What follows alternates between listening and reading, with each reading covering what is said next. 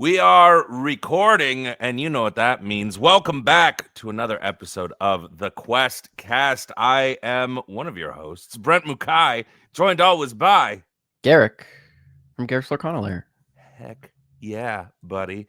The past two episodes, the past 2 weeks, really, dude, we've been busy. We've been We busy. have We've been been. doing our stuff. We've been on the grind. Even today, you might notice there's more light out. It's because we had to record early because I booked a last minute. I guess I can't really say what it is, but it's just a dub. It's just a dub for some show. So yeah, I appreciate you jumping on early with me, Garrick. It'll probably be a dub of some show that I will watch, like that cooking show that I watched and texted you about. You're like, you're the only person to ever watch that dub. And I was like, I like the dub.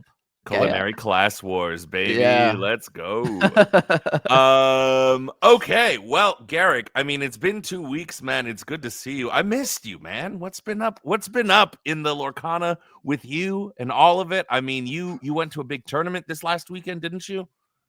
Or you're going to one next weekend? I'm going to one, this weekend coming up. I'm doing a 5K. So I've just been playtesting a lot. I've been playing a lot of Amber Steel. I had that interview with Sky that went up on my channel after he won the CCQ and was the first North American Championship qualifier. And then he just won another tournament, so he's absolutely cooking with the deck. But I've been playing it a 8K. lot. Yeah, Man, a huge one. He's cooking, man. Yeah, back to back, absolutely crushing it. So yeah, I've been playing it a lot, playtesting with my team.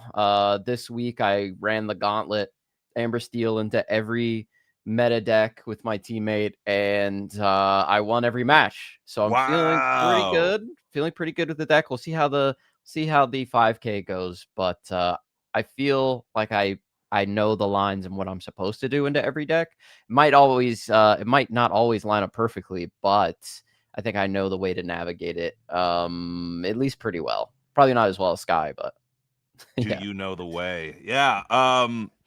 Nobody can navigate it as well as Sky. He's the man of the hour, isn't he? He's the Yeah, man for of the sure. past few weeks. I mean, he's Tiago Part 2, isn't he? He's like the Yeah. sequel to that back-to-back crazy run.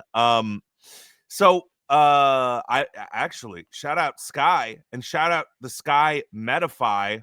I'm about to jump into the lab with the man, the myth, the legend himself, learn a little bit about Amber Steel. Garrick, we're joining the enemy team, man.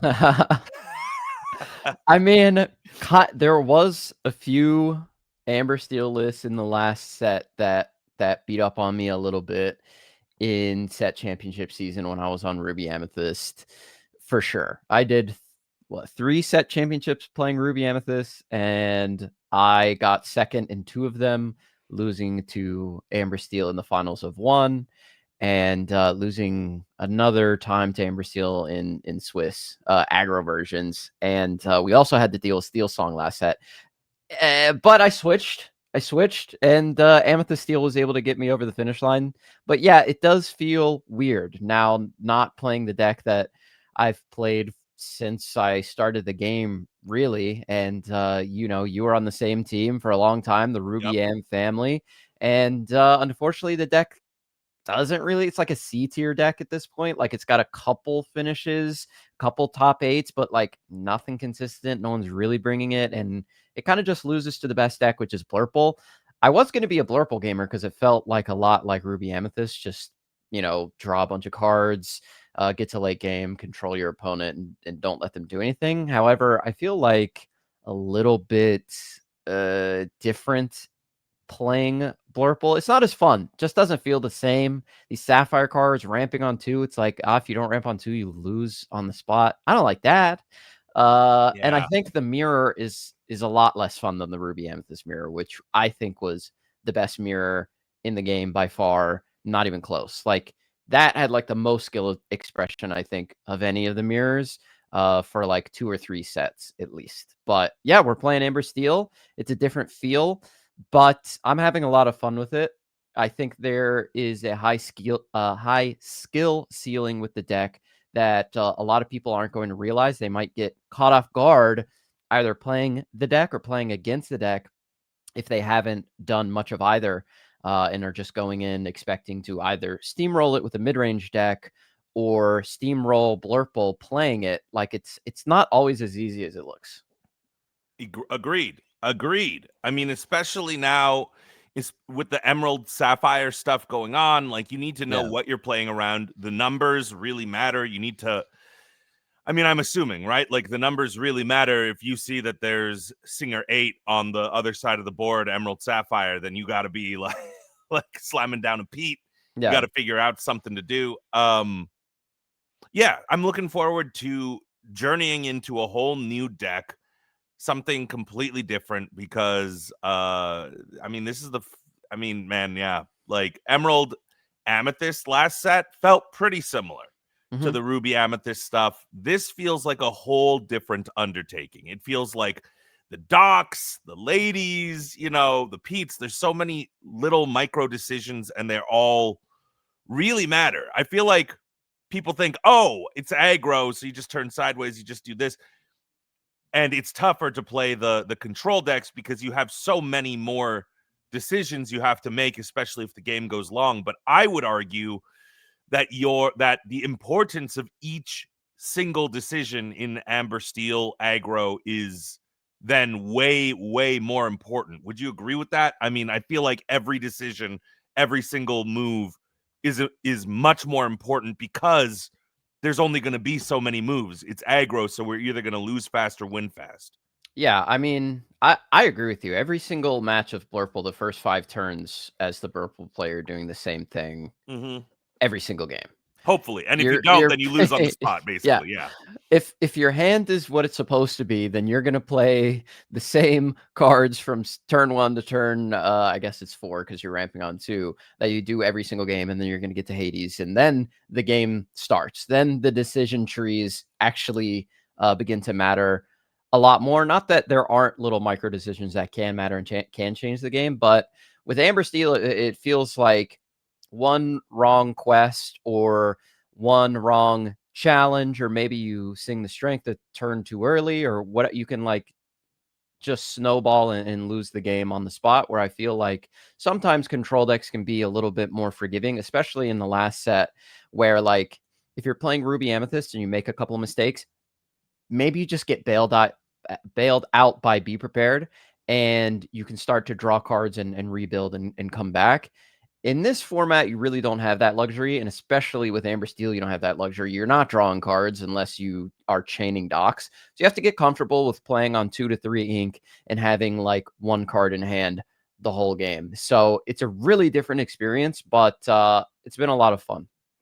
So then my question to you, Garrick, you're going to be running this. You've been training a lot on this. I'm assuming this is what you're going to be bringing to, you know, all of the various events this season. Why Yeah. did you choose Amber Steel? I mean, you said why you didn't want Blurple.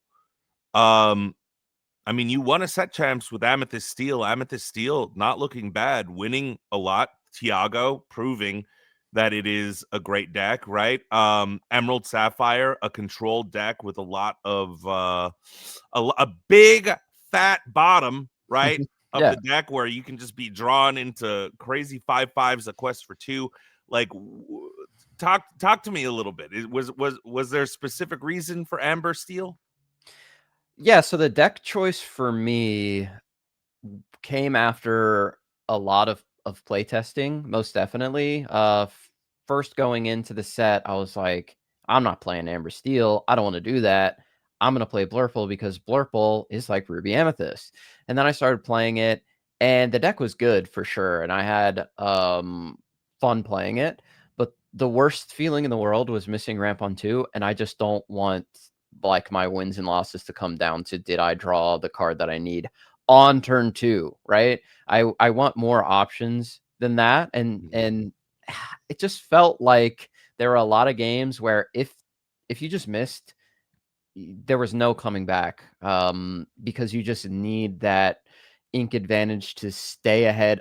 Obviously, in the mirror, you need it to stay ahead in the Amber Steel matchup because you need to get to your big top end, and you need to do it against the other control deck, Emerald Sapphire, and you need to do it against Amethyst Steel, which is just the better mid-range deck, right? If you're missing ramp and then you both suddenly become mid-range decks, your deck is a lot worse because you have a bunch of high cost uninkables in the form of Hades, Elsa, things like that. So I really like the deck, and I think it is the best deck. But for me personally, I just don't want to miss ramp on 2 and lose a game. So that's why I chose to get off of Blurple, even though, you know, I could end up going back to it for Milwaukee. I haven't made my final decision.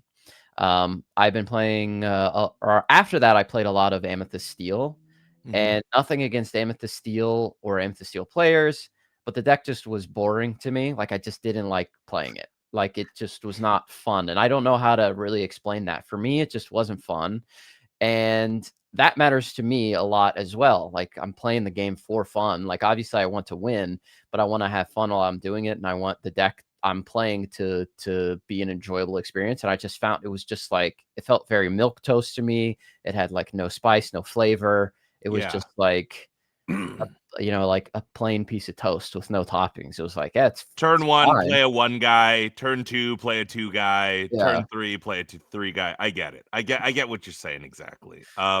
Yeah. So Amber Steel just spoke to me in like there are so many different decisions you can make on turn 1, turn 2, turn 3. It's a lot of fun. And then sometimes you just win on turn 4, which is also cool. Have you ever played aggro/Amber Steel? Not in Disney Lorcana. When I played Magic the Gathering, which was like my first real serious trading card game, I played Pokemon back in the day, Yu-Gi-Oh! When I was a kid, right? But like actual, I'm going to try and compete at big tournaments. It was Magic the Gathering. My main deck, or the deck that I did the best with, was Red Deck Wins, which was Mono red. Yeah. Mono red. I've been here. I've only heard the horror stories of mono red. Yeah. I wonder if the deck is still like all of that. I hear that it's still pretty good, and the Magic comes out with like a new set every month, it seems like now. But like a few months ago, my friend who owns the LGS near me was like, "Yo, I'm playing Magic again because Mono Red's really good." And I was like, "Okay, cool." And we like didn't delve that deeply into it. And then I downloaded Magic the Gathering Arena and I built the Red Deck Wins deck. Uh-oh. Uh, Yeah. yeah, I just have like I played it a lot during COVID, so I had like a bunch of resources or whatever. I could just build it, and it was dumb. Like you could legit just win the game on turn 2, and I was like, "This is not fun. What is this?" And then I deleted it and haven't played since. But it was crazy. Like you could legit deal 20 damage to your opponent on turn number 2. It was crazy. Were you just stringing all the goblins? Was that the? There was this card called, I forget, it's an enchantment. Basically, if it starts in your opening hand, then it goes onto the board for free. So let's imagine it like a location in Lorcana that Yeah. if it's in your opening hand, you just get to play it for free. And what it did was it doubled all the like bonus effects that your cards give. So let's imagine you had 2 in your opening hand, you had 1 character and like 2 other cards that pumped up their attack. Then So it you're stacked on top of each other? You could double. yeah, like in Lorcana terms, let's imagine it's a location that would probably have to quadruple the effect, right? And then you play Daisy on 1. On turn 2, you play like Good Job, which gives Daisy +1 lore. So in this case, it would give her like +8 lore, and you did it twice, and you swung and won the game. That would be like you like quested once and won. And people thinking that the Lorcana metagame is cracked and done. It's all over. No, that's absolutely insane. I think they nerfed it so you can only put 1 for free. But yeah, Thank when goodness. So you can only win by turn 4 in that scenario. yeah. So yeah, I'm very used to playing aggressive decks. I did it in Hearthstone as well. That was like my favorite thing to do in Hearthstone. So I like playing aggro, but aggro in Lorcana is a lot different. And I've said this a million times because there's not really like reach, at least not in this Amber Steel deck. And reach means a card that you can play to gain instant lore without needing to quest or having a character on the board. So like in Magic the Gathering, you could play this card called Lightning Bolt, right? It just dealt 3 damage to a creature or your opponent. So if that card existed in Lorcana, it would deal 3 to a character or gain 3 lore, which would be insane for 1. In fact, the burn Yeah. decks in Lorcana are named after those decks that Yeah, were burn. literally burning your opponent, which is a nice piece of piece of history here for you Lorcana librarians. But to bring it back all the way back over to Lorcana, speaking of Amber Steel, I got this list here, which is the third, came in third at the CCQ, and I just want to look at the top 3 decks. I don't want to go over too much, but as a man who is now, Amber Steeled out, a master, I wouldn't say that. I'd say you at least have your black belt, right? You might not have all 5 of the tabs on it, but you got your black belt in Amber Steel. I'm a white belt. I'm gonna learn from Sky, and hopefully in a couple weeks I'll be a black belt too. But when you take a look at this deck, it looks very different from the deck that I guess not very different, but it some different choices. What do you think? What do you think of this that took down third at the Cardiff CCQ? 2 Daisy is really interesting to me because Daisy is like a feast or famine card where you can like play Daisy on 1 and then like play another Daisy on 2. You start questing and you're putting a timer on your opponent with Daisy, but you're also putting a crazy timer on yourself, and maybe sometimes you don't realize it because in this format, more often than not, you're questing for 2 and your opponent is going to draw a card. And eventually that card advantage is going to starve you out. So if you don't win really quickly with Daisy, you can just lose the game. So going down on Daisies kind of makes sense in that way. Sometimes you want to plan on 1, but most of the time Aurora is just better, and Daisy is great for coming in later and just being something that quests for 2. It's kind of hard to remove before willpower, and the extra cards in the late game may be a little less impactful than giving your opponent like 5 extra cards early and then running out of gas because they just have everything, especially when you only need like maybe 2, 3, 4 lore to get over the finish line instead of starting at 0 with Daisy and giving them cards. So that's interesting. I don't think I would do it personally. The Bolt is also really interesting. I like the Bolt with Tiana, especially if you can Aurora on 1, Tiana on 2 with the Aurora discount. Then you can play Bolt on 3. He comes in exerted, but the Tiana protects him. So the next turn, he's going to quest for 4. Your opponent still has to deal with the Tiana, which is really the highest priority because she's preventing you from removing everything else cleanly. So I do like the Bolt. I've played with it a little bit, and it's another like feast or famine card. Sometimes it's insane, and sometimes you top deck it late, and it's like, ugh, why is this in my deck? But then also you have Sven. The odds that you're going to be able to combo out a Bolt and Sven on the same turn are basically 0. That's 7 total ink. I don't know if I've ever gotten to 7 ink playing Amber Steel, even if Blurple is ramping me with Into the Unknowns. But Sven has felt kind of underwhelming to me. When Will My Life Begin has felt kind of underwhelming. Jafar's cool. Gives you a combat trick and he quests for 2. So I like that inclusion. But I'm kind of down on Sven, and I do like having more Fire the Cannons than just 2. That card seems just absolutely insane right now to me. Like every time I have it in my opening hand, or I have 2 of them, it's like so good. Yeah, take that, Clarabelle shift line. Yeah, Tipo, Rafiki, Basil. Yeah, no So good. Baymax shift here. The Prince is also another one that I don't recall, but I don't believe that Sky plays the Prince. No. In the deck. No. Thoughts? I mean, probably a pretty decent combo with the Tiana when it's there, but like, I mean, I don't know. 0-5 stat line quest for 1 doesn't seem too good to me with adding 4 more uninkables to the deck. Yeah, I'm not a big fan of the bodyguards. I've tried them, like the Sleepy, the Prince, and I forget what the other one is. There's another 0-4, Jim Deere. Yeah. Sometimes they're really good. I think maybe they shine better in like mid-range matchups, and also like against Blurple when they're going into turn 5. They can be really impactful, especially if your opponent doesn't have Into the Unknown. Even if they do have Into the Unknown, they're probably going to hit your Tiana with that, and then they can't challenge your Nala, for example, with another card like their Madam M Elephant or something. And of course, the Prince would take like 2 challenges to get rid of, and also doesn't put damage back onto the Madam M Elephant. So they're definitely reasonable. I'm not super in love with them. I think I'd rather be doing other things, but I do like the inclusion for sure. It can work for you if that's what you want to go for. Okay. Well, yeah, I didn't even think about that. Tiana on 2, Bolt on 3. Like, that's such a crazy. Yeah. If this dude high rolled and just got that all day, like, good on you, dude. That's exactly why you put it together like that. Let's take a look at second place, Amethyst Steel. Mm-hmm. Yeah. It's yeah. It's Amethyst Steel. It's I mean, literally Amethyst Steel. We got the Docs, we got the Calhouns. The Happies, perfect. Okay, all good. Yeah, we can combo it and stuff with the yeah, I guess with like hypnotic strengths, take out a Dumbo, take out some of the other stuff. Yeah, I mean, I don't it doesn't feel like there's much to talk about here, right? There's not.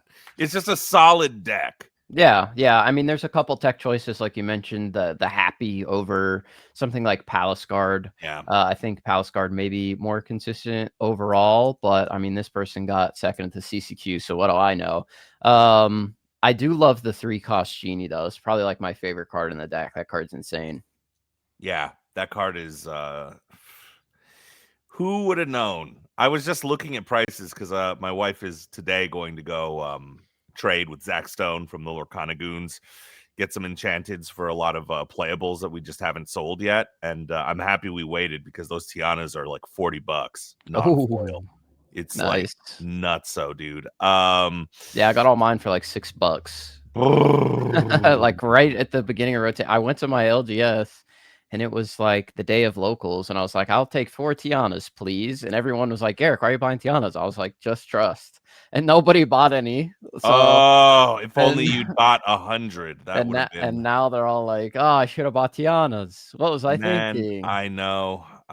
This Genie foil, by the way, is up to like $10 right now, I think. I believe it. Cracked with it's a common card. I love that. Yeah. Yeah, I mean, this deck is gonna do what it's gonna do. I don't understand how this deck ever wins against Blurple because it feels like your ability to go under Hmm. Blurple is just like not existent, and then you're just kind of doing what Blurple does just a little less efficiently, but then you also have some strength of a Raging Fire, and then you also have stuff like Giant Cobra that you can eke out the wins, right? Like, I don't know. What do you think of this matchup? This deck feels like it can win against Blurple, but is there something I'm not seeing here? Like, does this deck is it secretly better than I think it is? I As think someone who it's was testing it, yeah. I think it's got a lot of tools into Blurple. I wouldn't say that it's favored. I think you have to really know what you're doing in that matchup every single turn and know what you want to accomplish. You do want to like have a way to consistently gain lore throughout the game, and then you do have those reach cards, as we mentioned before, in the form of Giant Cobra and the White Rose, which can sneak you over the finish line. But cards like Dolores are just a great like tempo way to keep your hand healthy if you don't have something like Genie. And then obviously you can follow up some of your evasives with the Dumbo, which really does put Blurple in tough decision making situations, because the Dumbo is just so threatening against other Amethyst decks that it's like a must remove card. But sometimes you have other things on the board that are like questing for 2, right? That get an additional quest in because they had to remove the Dumbo, like Lawrence or Genie or Bell. And those little bits of lore start to add up throughout the game, and then finish them off with the Cobra, White Rose. Make sure you get your docks in the right place. And Calhoun can also sneak out some cheeky lore here in there. So yeah, it does what it's supposed to do. It's a pretty difficult deck, I would say, to pilot up into the control decks, but there are definitely available routes to beat those. Incredible. All right. Well, we got to see what won, right? Did Yeah. you watch the match? Do you know? I didn't watch the match, but I do know who took the dub. Alberto with his interesting list here. 1 Rafiki, 2 Royal Guard. I really love the Ursula, though. I think that the Elsa effect is so powerful, and just adding an additional one of those into the deck is really, really good. Even if you're not singing Into the Unknown, forcing your opponent to sing Into the Unknown, it's still really good, because if you take a look at what the card says, when you play this character, exert chosen opposing character, there's no qualifier with that. You don't have to sing a song on their side to do that. You may play a song for free, equal or less than that character, but you don't have to. So it can just be an additional Elsa type effect that can turn on your Madam Mim elephant to knock something out, or one of your 1-drops like Rafiki or Basil or Royal Guard. Yeah, and I mean, with all of the 1-ofs, 2-ofs, like just so toolboxy, I Yeah. guess is the way people would describe it. I've never quite understood the ideas behind the toolbox deck. I guess it means that you need to really, really know the matchups well to know what every single 1 and 2 of card does, so that you know what to keep and what you're looking for and what you're drawing into, and then visions of the future, and and it's just like, what scenarios, I don't think I have the skills to pilot a deck as inconsistent as this. You Like like thoughts. the Ed list, not the Frank Karsten list, right? Yeah, because the 4 by Frank 4. because you Yeah. really need to know like what to do. Whereas like the ed lists, it's like, okay, cool. I know I know what I'm drawing into. I know what I'm going for. But I think that the toolbox decks are for sure like you have to be a better pilot to know what's going on. And I just don't trust myself enough to jam enough games to know in every scenario what I need when. So yeah, very great.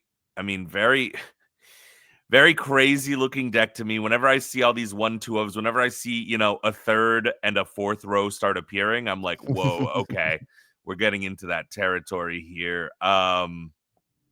Second star to the rights, finders keepers. I mean, yeah, just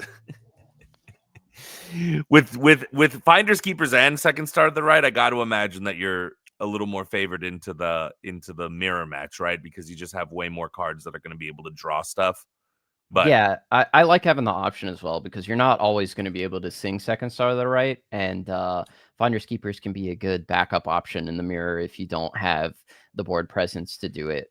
Or you have like a free turn, you're not really under any pressure. Like, you played Ruby Amethyst, finders keepers, you can just be like, your opponent did nothing, you're like, okay, I'll just draw 3. Go ahead. yeah, but it's so rare in this meta where your opponent does nothing and you have enough Right. time to play the finders keepers. But I guess that's why it's inkable too. So it can never be too bad. All right, man. Well, we have the DLC coming up Oh, soon. yeah. We have I one mean, this week and another one at the end of the month. yeah. Thoughts on meta predictions? What do you think? What do you think's gonna win it? Like, do you have anything cooking in your brain? Yeah. Do you have any thoughts? Do you have any gut reactions? Have you thought Mm. about it at all, or am I springing this on you and you're like, oh man, I haven't even thought about it once? Well, I'm winning Milwaukee, so whatever I'm playing at Milwaukee will Yeah. win. I haven't decided yet, but Yeah, you no. haven't decided what you want to win Milwaukee with yet. Yeah. Yeah.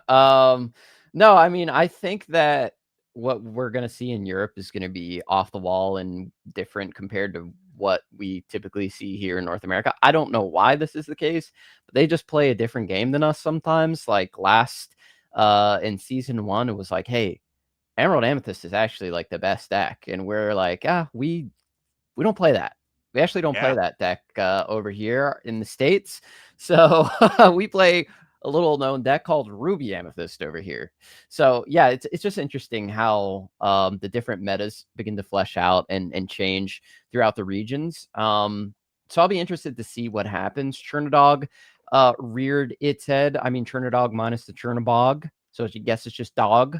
I call it the dogs. The dogs. The sea dogs. People are calling it with the under the sea. Shout out Colorless. Kind of the one who put that deck on the map, I believe. Or some people calling it the Chroma Dogs. Mm-hmm. Or if you play both, what do you even call it? I like Sea Dogs. Sea Dogs is cool. That's like a whole pirate pun. There's no pirates in it, but that's okay. You can add one. Add the like Pete pirate one drop just for the vibes. But that deck is coming back. It's something that I think people should explore. I think it's got really good game into like every deck. So it's definitely something people should play, but it's also a really, really hard deck to pilot. Like I would say I love making these hyperbolic statements, but I'd say it's probably the hardest deck to pilot out of any of them, maybe then like Emerald Sapphire next up after that. But yeah, the dogs are not easy to play with. It's not easy to walk the dogs. So if you're going to do it, you need to put in the time. You like need to start now. I think it's a really good pick to bring. But I think the conversion rate will not be as great if it's adopted highly just because of the high skill ceiling required or skill floor, sorry, required to pilot the deck. But we saw Zan Syed on the list, went undefeated until he lost in Top Cut. That's the caliber of player that's going to play the Chernodog deck minus the Chernobog and do really well with it, I think. I got the name for the deck. You ready for it? Yeah. Under the Chromi-dog-icon with Scrump. Okay, that rolls like right off the tongue. Yeah, rolls right off the tongue. Just easy to say. I just combined all of it. So okay, so you talked about this Chroma Dog under the sea stuff. Do you think that might take it all? I mean, it feels heavily favored into Blurple from the matches that I've seen, from just looking at it on paper, especially with the Emerald Chromacon. It just feels very hard for Blurple to contend. I mean, it feels like it has some good advantages into the Amber Steel stuff. I mean, maybe not advantages. I think that Amber Steel aggro is probably maybe the only deck that's kind of positioned to be somewhat favored into it, but it feels like it climbs pretty consistently underneath the Emerald Sapphire stuff. Like, do you think that that's like the meta choice if everybody is playing Blurple? And I don't know if you saw any of the numbers, but it was a heavily Blurple metagame out in Cardiff. So yeah, I'm wondering Bologna, like what people are going to be thinking. I think it's going to be the same. I think it's going to be heavy Blurple. So with that in mind, I'm leaning Amber Steel, and we'll just roll the dice and say, I'm going to play a lot of Blurple. I'm going to beat a lot of Blurple at the tournaments I'm going to. So that is how I'm feeling. But if you are feeling like you can pilot the Sea Dogs deck to a masterful degree, then by all means bring it. I think it's a great meta pick. If I could pilot it, maybe I would be bringing it, but I don't know if I can. I don't know. I'm sure I could figure it out if I put like the rest of the month dedicated to it, but I'm definitely going to give it a try. Huh?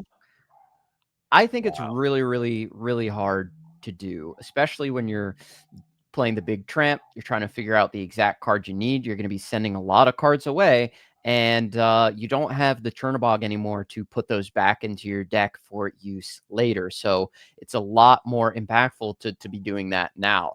But it does have great combat tricks with the smaller tramp, the 1/3 that can give the bonus strength to your characters, which is really, really tough to deal with if you're playing as Amber Steel into the dogs. It's you always have to have that in the back of your mind. And then they have Ursula 2, which can take away your strength of Raging Fire, so you can't be greedy anymore and keep it in your opening hand, or you have to ink it if you see that they are playing Emerald, but a good Dogs player will probably ink an Amber card, play an Amber card, hide that they are playing Emerald until it's too late, and then on their turn 2, they drop an Ursula on you, and they're like, gimme, that Strength of Raging Fire is gone. So, yeah.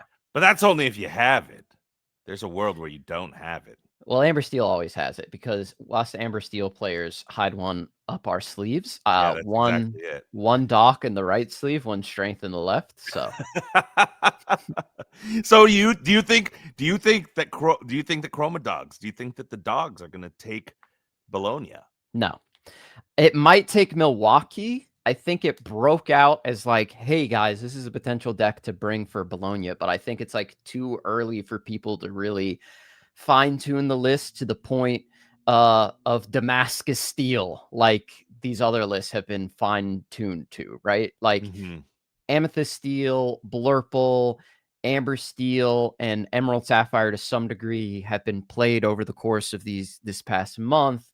People have been playing them in big tournaments, seeing what's working, finely tuning the decks. Like the current Amber Steel list is not really similar to the first Amber Steel list that people were playing with Lilos and things like that. It's a lot different now. And the Dogs is not going to have that time to evolve for Bologna, but it will for Milwaukee. So if it's real and more people get their hands on it, they start testing it and making different changes that work better. I think it could show up in Milwaukee and absolutely crush. But I think for Bologna, maybe it's too early, unless, of course, somebody brings it and they spike the whole thing and GG, they make me look stupid. My guess would be Blurple is going to win the tournament, and the top 8 is going to be majority Blurple. But I'm going to take the approach of what's going to be the most played deck, what deck beats that and does pretty good in everything else. That's what I did for Seattle. It didn't pay off for me in Seattle because I played 0. You got that right. 0 Ruby Sapphire the entire 9 rounds of Swiss, even though that was the most brought deck in every single round. I kid you not. To my left, there's a Ruby Sapphire player, and to my right, there's a Ruby Sapphire player. And I was across from somebody not playing Ruby Sapphire every round for some reason. But I'm going to go with the numbers again and try to beat the best deck. And I think right now I'm thinking Amber Steel can beat everything else. It has its tough matchup, Emerald Sapphire, but you can beat it. There are tools. So that's what I'm going for. I think Dogs is another deck that if you can start playtesting it now and get comfortable with it now, it can also be that anti-meta pick that's just really strong. So because I want us to pick like what we think, and then we'll be able to look like geniuses when it's all said and done if we get it right. And if we get it wrong, who are cares? We? Yeah, nobody cares. But if we get it right, it'll be like, woo. Blurple's winning, I think. Bologna. It's too early for me to guess Milwaukee. I got an opinion on Bologna. Okay. I think I just got this gut feeling that Emerald Sapphire is going to take it. I got this gut feeling. I believe that the Zan Syed crew is going to be there, and these dudes have been cooking. Dudes have been cooking. They have been in the lab, and I think that there are going to be a few cards that we have not seen. I happened to catch, just out of nowhere, a tweet about somebody tweeting about their brother's like Emerald Sapphire list that was like really cooking, and who of all people saw that tweet, commented back? Jeremy Bertrioni of the Zan's podcast. And I'm going to tell you right now, Garrick, I bought like 30 foils, like 30, 40 foils of a few different cards that were like 10 cents each, 15 cents each. And if this pops off in Bologna, I think You're chilling. going to, bro, I think I'm going to be getting a lot of enchanteds for like $25 that I spent on it. I want to trade. That's how I do it. I like to penny stocks it up, and then when I hit, it's like, I really hit. And then when I miss, like on Mickey Trumpeteer, I bought so many of those, Garrick. I have like 30 of those. just ready for the day somebody makes Mickey Mouse Trumpeteer work. Sometimes you miss big, but all the other stuff makes up for it. I really do think that Emerald Sapphire has a great shot at it. It feels like it's really good into Blurple because it just has a lot of tools that are able to take it down. It feels like it's maybe the one deck that can really, really give Amber Steel like a lot of trouble, especially when they're doing some shifting stuff, right? When they get to shift and then they turn 3, turn 4 under the sea. It feels like if they're able to achieve that, Garrick, correct me if I'm wrong, it feels like the game's just over. Yeah. I mean, the game is pretty tough from that point. I've been finding that the altar again is really important. There are cards in the deck that don't get hit by that and can withstand it and sort of get you over the finish line. But again, you do have the fire the cannons to fight back early and prevent those shift lines. And if they can't get them off, they can brick pretty easy. There's a lot of uninks in that deck. It's a combo. It is still a combo deck at the end of the day, right? And if they It's don't a find the lot. combo pieces, It's a lot of pieces to get. You need a 1-drop or a Tipo. You need ramp. You need a Baymax. You need another character that will help sing, or you need the Clarabelle and the Clarabelle shift. Plus, you need Under the Sea. And if there's characters over 2 strength, then you also need Heads Held High, and that's like a 7-piece combo. Like, good luck, I guess. yeah, call up KFC for this 7-piece combo. Yeah. Yeah, I get it, man. I get it. I just it's hard for me to bet against the deck builder that is Zan Syed and the But crew Zan was on that he's around. dogs over the weekend. Do you think In I don't Cardiff? think at the CCQ, I don't think that Zan would suppress his full power for a CCQ to hold back something that might be better in Bologna. I think he'll just play the dogs again. If I was a betting man, that's what I would say. That's interesting because Ryan Walker, I thought that they always just bring the same decks to every single thing. Zan was on dogs, no Under the Sea. Interesting. Yeah, it was a really cool list. It was a really cool list. I need to list. see Zan's list for that. That's interesting. Who knows? Who knows? I got this gut feeling, man, that Emerald Sapphire is going to take it. We're going to see and we're going to see some cards that we haven't seen quite before, because I think that there are some there's still some Emerald Sapphire cards that people are playing goofing around with that actually would be able to help it. After I saw this like list that was posted, I was like, oh, that all looks great in theory, honestly. Yeah. So Emerald Sapphire, and if we're right, man, and if you're right, then we'll clip that part of you being like Blurple. I don't think we'll clip it. I think I'm what would that be? That'd be like crazy. If it was like a betting line, it would be like crazy terrible odds for me to pick. Yeah. Like everyone thinks that's gonna win. I just think it's the best deck. It's gonna win. You'd be betting $1 to win back 20 cents. Yeah, exactly. Yeah. So yeah, I'm not really taking a risk on my bet, but you're swinging for the fences, and I respect it. But yeah, to your point, there are a lot of decks. There are a lot of cards, in the card pool that can change these decks significantly. Like the advent of Aurora and Troubadour in the Amber Steel deck changed the texture and complexity of that deck entirely and made it like from a deck where everyone was like, okay, we figured out Amber Steel. He's a 2-bit whack job with clown makeup. Shout out to the Dark Knight quote. Anyway, we figured out Amber Steel. He's not a threat. And then, boom, we have Aurora. Boom, we have Troubadour. And now everyone's like, this guy again? How many times do we have to teach you this lesson? But yeah, that's where Emerald Sapphire showed up. Did you see Reese Benlier? Reese Benlier's tweet. Do you know who I'm talking about? The second place. Yeah.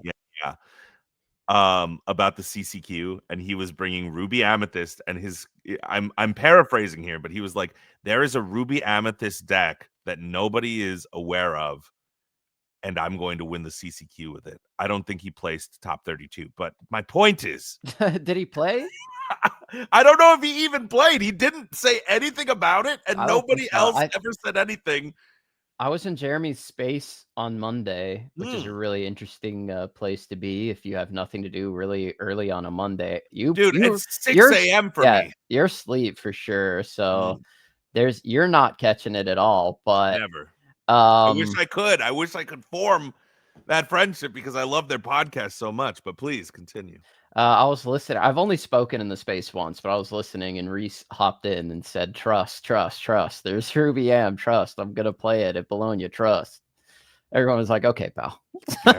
Garrick, can we be back? I don't believe it, but we be back? maybe. I had some playtesting partners who were like, "Trust me, I have a Ruby Amethyst that wins into everything, bro." And then they brought it to Ink, and it didn't win and everything. Yeah, And they were like, it's fake. It's fake. The problem with Ruby M right now is it feels like there's a lot of different directions to take, and all of them feel like they are trying to be a control deck, but doing it in a way that is just worse than Blurple.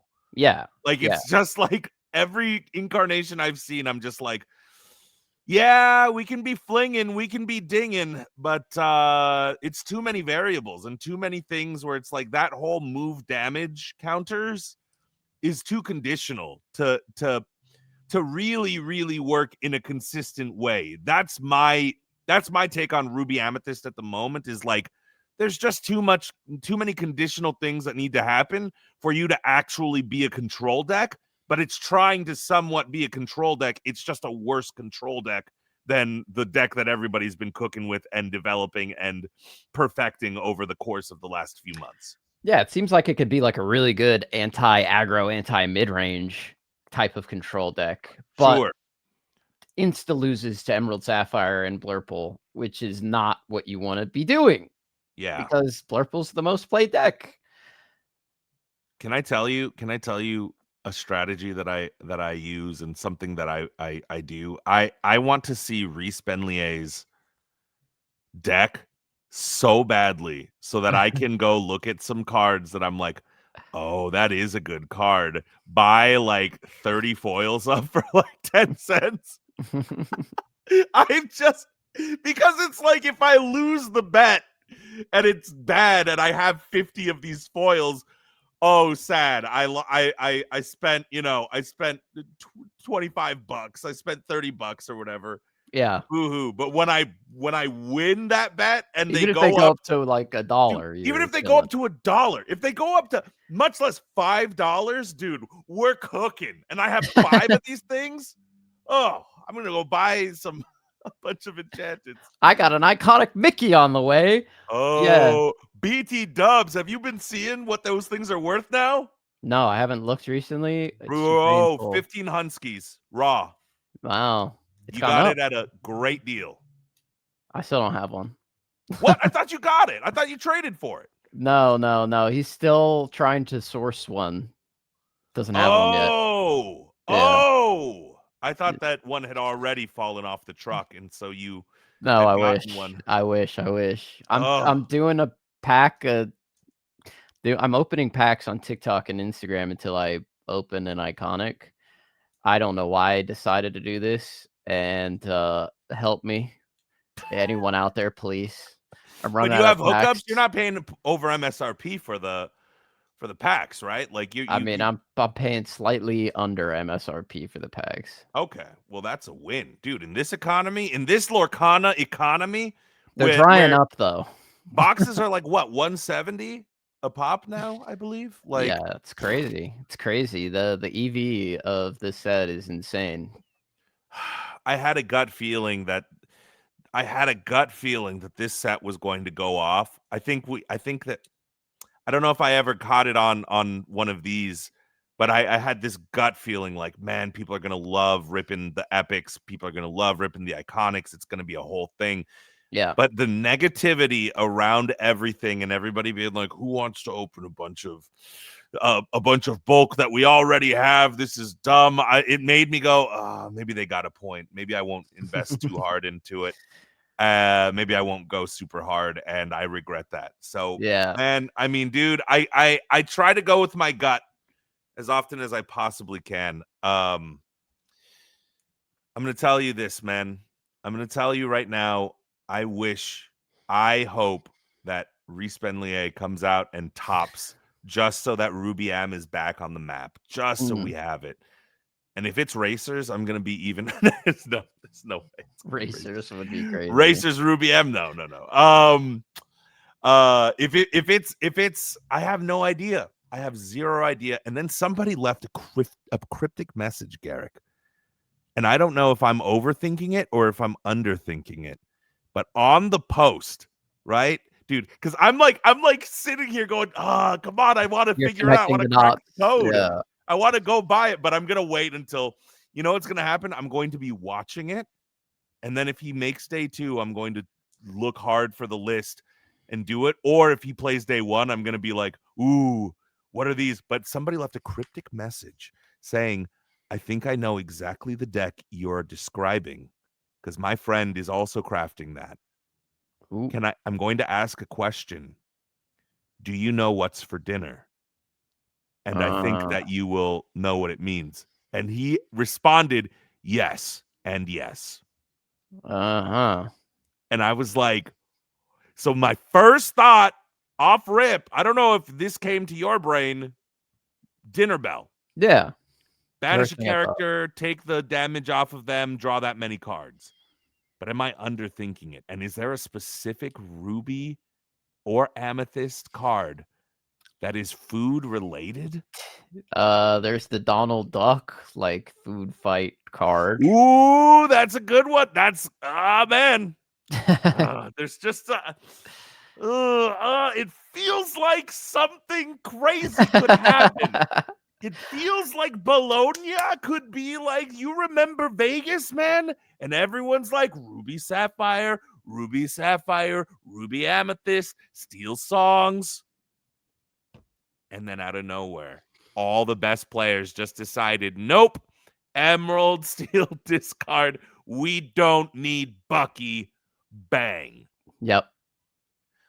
I mean, dude, Ed's going to be there. I am so, as a guy who's like, his special superpower to me is figuring out what everyone's going to bring, which is Blurple, and then saying, all right, so what beats Blurple and will be okay into everything else? And he'll just be like Ruby Steel or something like that. Like, right? He won with Ruby Amethyst in the Bucky era, Garrick.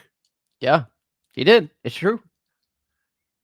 There's so much, dude. I am so stoked, and I am also so sad because I'm going to be teaching an all-day class on Saturday when all this is going on. Yeah, and then in between in breaks or whatever, I'm just going to be in the bathroom just watching.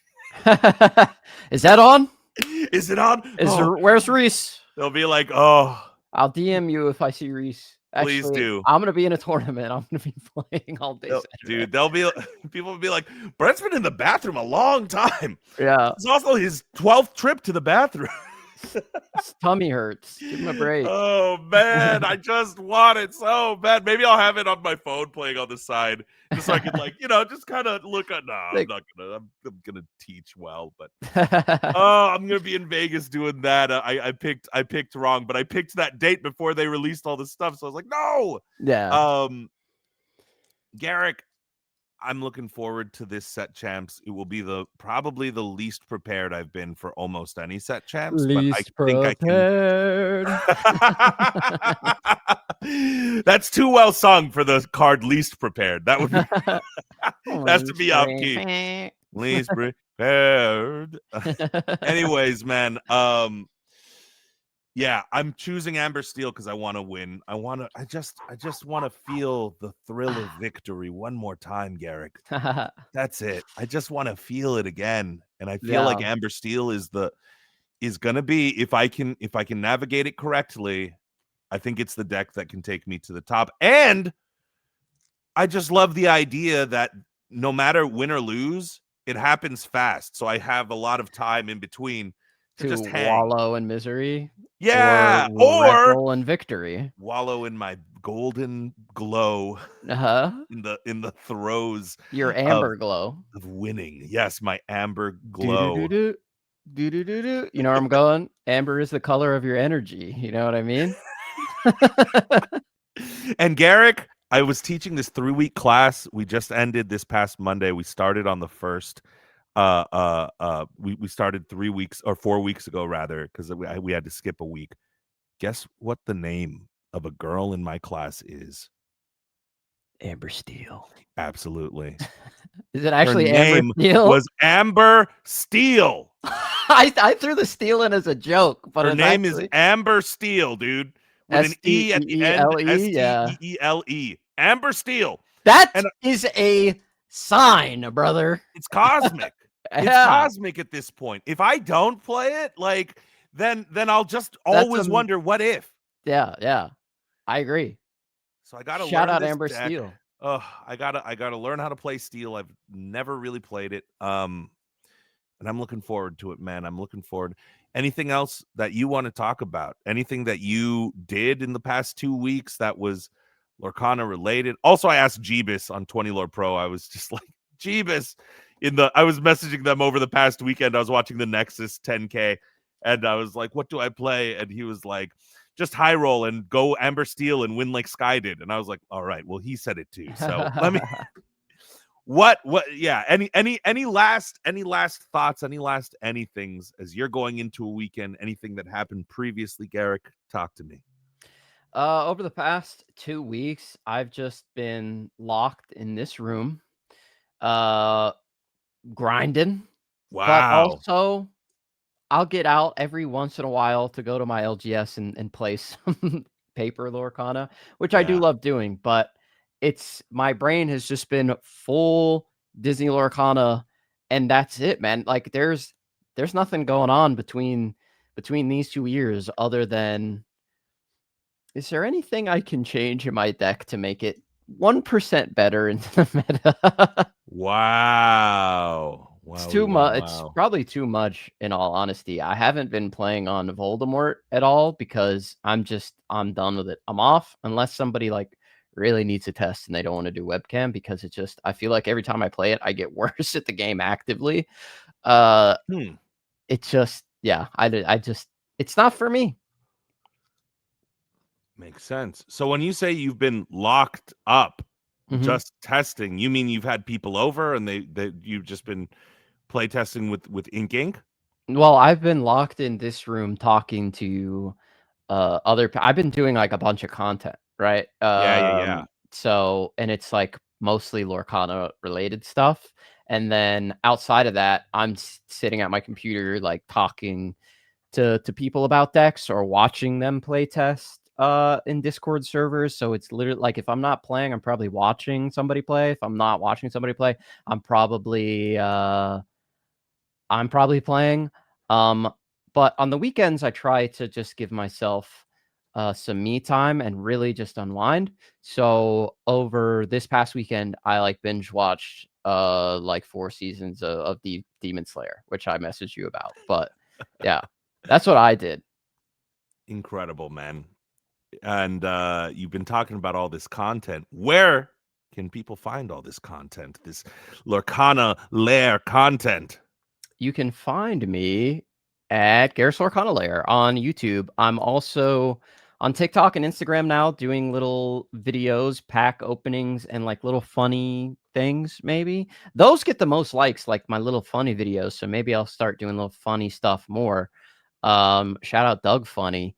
But yeah, you can find me there. I'm going to be on Lorcana Villains channel soon, so you can see me there soon. You can catch me on Brent's Quest for the Questcast, obviously. And I'm on JDZ stream from time to time. Also, the ICL is coming back next week, so I'll be casting that and playing in that as well for my team, Ink.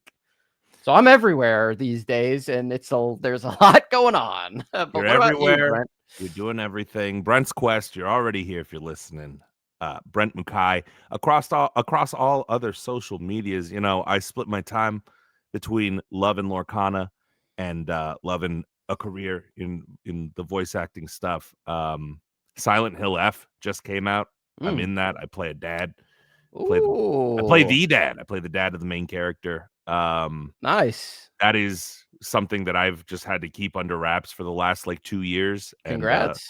And thank you. So if you're playing that, be on the lookout. But yeah, man. Other than that, I'm looking forward to learning from Sky, and hoping that I'll be able to sneak away. My mom will be in town the week of the Milwaukee DLC, I believe, which was in my brain the best time to perhaps go and win set champs when all the good people are in Milwaukee. True. You know the strats, man. True, brother. True. I'm doing a set champ in Milwaukee on Sunday if I burn out on Saturday. Whoa, no way. You wouldn't want to just go do No, I would, but that would yeah. be funny, right? That would be incredible if you're just like, no, I'm just gonna go to this Milwaukee deal. It's you and like 8 other people. It's just like, dude, that's exactly what's gonna happen. Meanwhile, like 5 other people have that idea. Ed's there, like Ed's there. He's like, I really want that playmat, man. You don't understand. Yeah. Oh, all right. Well, thanks for listening, everybody, to another episode of the QuestCast. Until next week, we'll quest you later. Peace. Peace.